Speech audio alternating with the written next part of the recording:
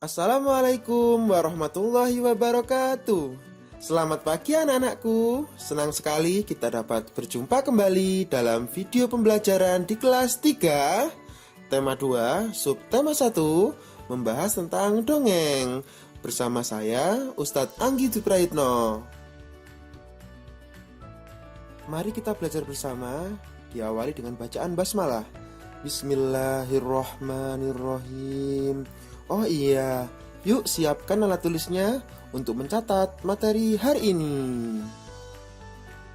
Baik anak-anakku, hari ini kita akan belajar tentang pengertian dongeng, contoh dongeng, jenis-jenis dongeng, dan unsur-unsur dongeng. Seringkali kita mendengar istilah dongeng di kehidupan sehari-hari. Tahukah kalian apa itu dongeng? Dongeng adalah cerita hayalan.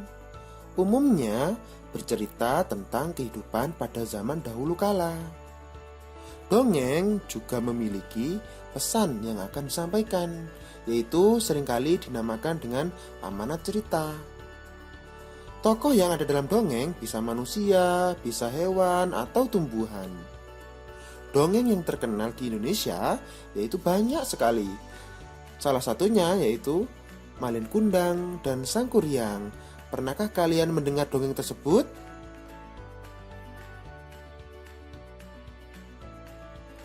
Contoh dongeng yang ada di Nusantara ini adalah ada Malin Kundang, ada Kancil dan Buaya, dan legenda Tangkuban Perahu.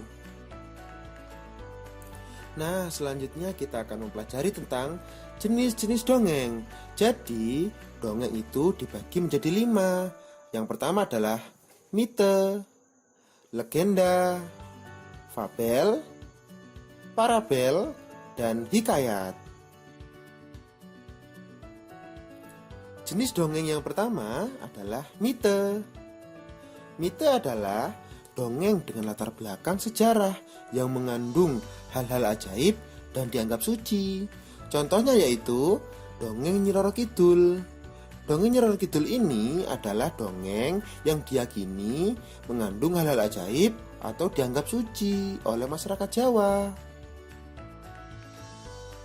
Jenis dongeng yang kedua yaitu legenda. Legenda adalah dongeng mengenai peristiwa sejarah suatu nama daerah atau asal-usul daerah.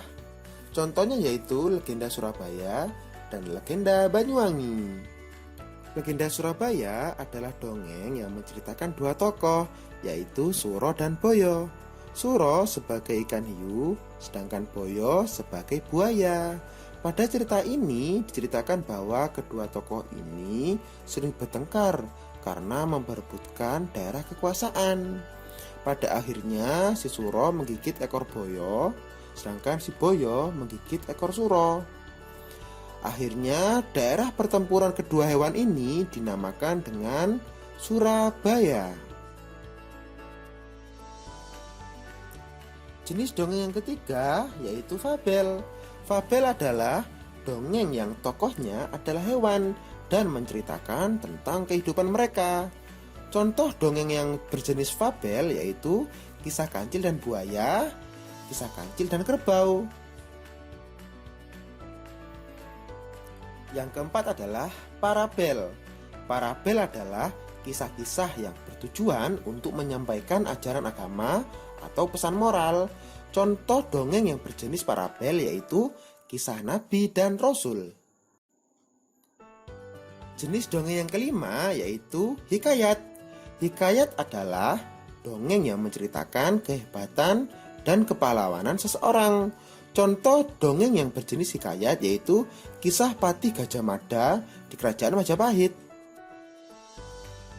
Selanjutnya yaitu unsur-unsur dongeng. Unsur-unsur dongeng ada 5. Yang pertama adalah tokoh, latar, watak tokoh, alur, dan pesan atau amanat. Unsur dongeng yang pertama yaitu tokoh. Tokoh adalah para pelaku yang ada dalam dongeng. Contohnya yaitu kisah Kancil dan Buaya Tokohnya adalah kancil dan buaya. Unsur-unsur dongeng yang kedua yaitu latar. Latar adalah tempat, waktu, dan suasana dalam dongeng. Contoh latar tempat yaitu di hutan. Contoh latar waktu yaitu pada sore hari. Contoh latar suasana yaitu suasananya mencekam. Yang ketiga yaitu watak tokoh. Watak tokoh adalah sifat atau karakter yang ada dalam dongeng tersebut. Contohnya yaitu kancil memiliki watak cerdik, sedangkan buaya memiliki watak jahat. Yang keempat adalah alur.